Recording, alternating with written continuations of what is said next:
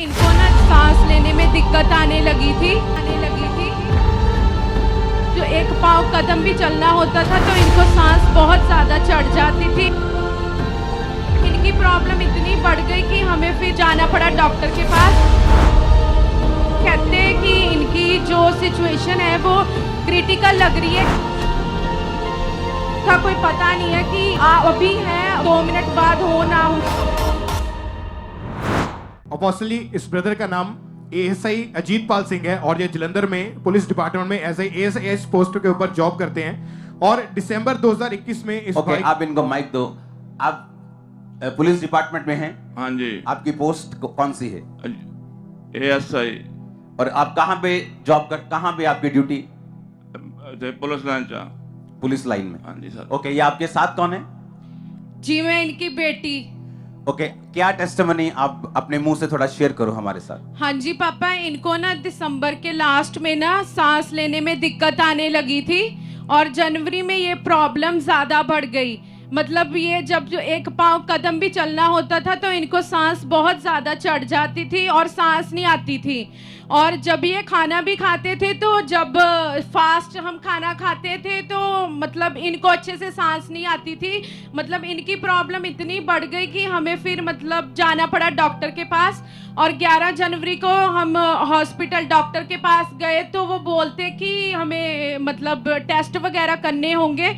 उन्होंने टेस्ट वगैरह किए, एक्सरा स्कैनिंग सब कुछ किया। कहते हैं कि इनकी जो सिचुएशन है वो क्रिटिकल लग रही है कि इनको निमोनिया का और कोविड के सिम्टम्स लग रहे हैं पर कुछ क्लियर नहीं हो पा रहा कि क्या प्रॉब्लम है। तो उन्होंने फिर इनको 3 डेज की मेडिसिन दी। कहते आप इनको खाओ तो उसके बाद अगर कोई फर्क पड़ा ठीक है, नहीं तो फिर देखेंगे। पर 3 दिन मेडिसिन खाई लेकिन सिचुएशन जो थी और ज़्यादा ख़राब होने लग गई। मतलब एक कदम भी फिर ये चल नहीं पा रहे थे अच्छे से। फिर हमने 15 जनवरी को हॉस्पिटल गए ऑक्सफोर्ड, तो वहाँ पे डॉक्टर कुछ का कुछ बोलने लगे। कहते कि इनकी जो नाड़ें हैं वो ब्लॉक हैं, इनको कोविड के सिम्टम्स हैं, इनको निमोनिया है। मतलब इनका कोई पता नहीं है कि ये मतलब अभी है 2 मिनट बाद हो ना हो, मतलब ऐसा बोल रहे थे वो। तो तब उन्होंने जवाब दे दिया। तब हम दूसरे हॉस्पिटल गए तो वहाँ पर भी उन्होंने बोल दिया कि हमसे ये जो सिचुएशन है इसको नहीं क्योर कर पाएंगे, तो आप इन्हें कहीं और हॉस्पिटल ले जाओ। तो फिर हम तीसरे हॉस्पिटल गए एसजीएल, तो वहाँ पे इनको स्ट्रेचर पे लेटा के वो आईसीयू में ले गए और इनको प्रॉपर जो है पाइप्स लग गई, ऑक्सीजन पूरा प्रॉपर, मतलब 4-5 पाइप मतलब पूरा मशीनों में इनको लगा दिया। और डॉक्टर बोल रहे थे इनकी सिचुएशन इतनी क्रिटिकल है कि हम कुछ बोल नहीं सकते। क्योंकि आपने लिखा कि इनके लंग्स पूरी तरह से फ्लूइड से भर गए थे, बलगम से भर गए थे और पूरा ये डेड हो गए थे। हाँ जी। और डॉक्टर कहते थे कि 0 है, कि हम कुछ बोल नहीं सकते, एफर्ट कर सकते पर हमारी कोई गारंटी नहीं है। इनको वेंटिलेटर पे रखा गया? हाँ जी। 4 दिन ये वेंटिलेटर पे रहे, प्रॉपर ऑक्सीजन लगी रही। फिर भी मतलब जो रिपोर्ट्स भी कर रहे थे वो मतलब अच्छी नहीं आ रही थी। डॉक्टर कहता कि ये सैड रिपोर्ट है, मतलब हम कुछ कह नहीं सकते, अभी कुछ क्लियर नहीं हो पा रहा। तो उसके बाद फिर इनके जो पानी था, इनका एक तो ऑक्सीजन का पाइप लगा और एक पानी निकालने वाली पाइप लगाई गई। कहाँ से पानी निकालना? लंग्स में से, फेफड़ों में से। ओके। हाँ जी। वो कैसे निकालते? फाड़ के मुंह से? उन्होंने इंजेक्शन जैसे पूरी ड्रिप्स और पाइप लगाए हुए थे, यूरिन के जरिए ही वो कहते कि सारा पानी निकालना है। तो उन्होंने इंजेक्शन वगैरह दिए तो यूरिन का पाइप जो है प्रॉपर लगाया और उसमें से कम भी 20-25 किलो पानी जो है अंदर से निकला। बहुत ज्यादा गंद जो है अंदर से निकला और फेफड़ों की इन्फेक्शन का अलग से ट्रीटमेंट चला और मतलब हार्ट की जो कंडीशन थी उसका अलग से। और जो हमारा ऑक्सीजन नॉर्मल लेवल रहता है वो 96 to 100 के इन बिटवीन रहता है, लेकिन इनका, मेरे फादर का ऑक्सीजन लेवल 80 पे गिर गया था।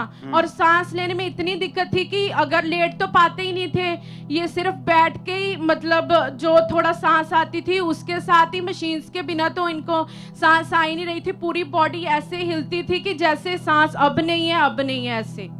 और कैसे मालूम हुआ आपको? कैसे प्रेयर हुई? क्या हुआ उसके बाद? फिर उसके बाद 15 को ये आईसीयू पर उन्होंने रखा तो डॉक्टर ने साइन वगैरह ले लिए कि अगर कोई भी कल को सिचुएशन हो ऐसी तो हमारी कोई गारंटी नहीं। उन्होंने प्रॉपर साइन। उनको मालूम था कि ये पुलिस वाले हैं, ऐसा ही है? हाँ जी, अच्छा, उनको मालूम था, ठीक है। हाँ जी। और 16 को फिर मेरी ले हैंड प्रार्थना थी और मुझे इतना परमेश्वर पर विश्वास था कि परमेश्वर अगर आपके दास मेरे पापा की फोटो पे हाथ भी रखेंगे वो हील होंगे। मैं रो रो के प्रार्थना करके चर्च भवन में आई। जब आपने ले हैंड प्रार्थना की तो उस ले हैंड प्रार्थना के बाद इनकी रिपोर्ट ओके, ले हैंड प्रार्थना देखेंगे पहले, कहाँ कब हुई। दीपिका चढ़ गई यारे, दीपिका चढ़ गई यारे, दीपिका चढ़ गई यारे। ओके, क्या हुआ जब ले हैंड प्रार्थना हुई। ले हैंड प्रार्थना के बाद मुझे विश्वास था कि अब मेरे फादर चंगे हो चुके हैं। तो मैंने तब अपने मम्मा को हॉस्पिटल कॉल किया तो कहते कि डॉक्टर ने मतलब ले हैंड से पहले ये बोला था कि अभी एक आरटीसी पीआर की जो रिपोर्ट रहती है वो चंडीगढ़ से आती है 72 आवर्स के बाद ही। तो डॉक्टर कह रहा था कि अगर वो कोविड की और जो लंग्स की निमोनिया की जो रिपोर्ट्स रहेंगी अगर तो वो नॉर्मल होंगी तो ठीक है, नहीं तो आगे हम इसको रेफर कर देंगे और इनका चेस्ट का अलग से ट्रीटमेंट चलेगा। तो आप जब यहाँ से प्रेयर करा के वापिस गए तो क्या हुआ तब इनकी मैं सीधा हॉस्पिटल गई और डॉक्टर खुद हैरान थे। उसके बाद इनकी सारी रिपोर्ट 17 जनवरी को नॉर्मल आई। नहीं, डॉक्टर ने आपको स्पेशली क्या बोला जब डॉक्टर ने इनको एकदम से हील होते देखा? डॉक्टर ने क्या बोला? डॉक्टर कहते कि आप जाते कहाँ हो कि आप इतनी जल्दी पेशेंट कैसे रिकवर कर सकता है, हमें बताओ आप कहाँ जाते हो। नहीं, डॉक्टर ने स्पेशली क्या बोला आपको? कितने महीने पेशेंट रहता है या क्या दिक्कत होती है? डॉक्टर का एक्सपीरियंस क्या है? डॉक्टर ये कहते कि जो इनकी सिचुएशन थी इतनी अल्टीमेट होती है कि 5 मिनट का भी गारंटी नहीं होती कि सांस बंदा लेगा नहीं लेगा। और इनको तो इंस्टेंटली जब ले हैंड हुई उसके बाद ये नॉर्मल। आपने लिखा कि डॉक्टर ने बोला कि या तो रोगी बचते नहीं, अगर जिंदा रहे तो 6 महीने मशीन्स पे रह के जिंदा रहते। हाँ जी, क्योंकि हमने स्टोरी सुनी है कि 2 साल कोविड हो गए, 2 साल से हॉस्पिटल में, कोई 1 साल से हॉस्पिटल में। और इनका ले हैंड के बाद नेक्स्ट डे ही ऑक्सीजन का जो था वो मतलब लेवल बढ़ना स्टार्ट हो गया, रिपोर्ट्स नॉर्मल आनी स्टार्ट हुई। डॉक्टर खुद हैरान था कि आपको किसने रिकवर किया। एएसआई साहब को दो फोन, माइक्रोफोन। आपको कैसा लग रहा है? आप प्रभु में हैं? हाँ जी, हाँ जी प्रभु से। बपतिस्मा ले लिया? हाँ जी, हिंदी 2 साल हो गए। पूरियां मौजा लगी हैं प्रभु जी। हाँ जी प्रभु जी। सुनो, अभी टेस्टिमनी खत्म नहीं हुई। हालेलुया।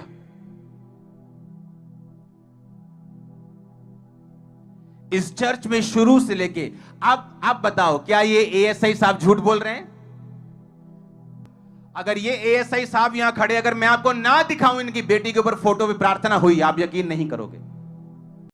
हमारे YouTube चैनल को सब्सक्राइब करें ताकि आप परमेश्वर के गहरे भेदों को जान सकें कि कैसे आप परमेश्वर में बढ़ सकते हैं, कैसे आप दुष्ट आत्माओं से, नशों से, बीमारियों से और वंशों के श्रापों से आजाद हो सकते हैं।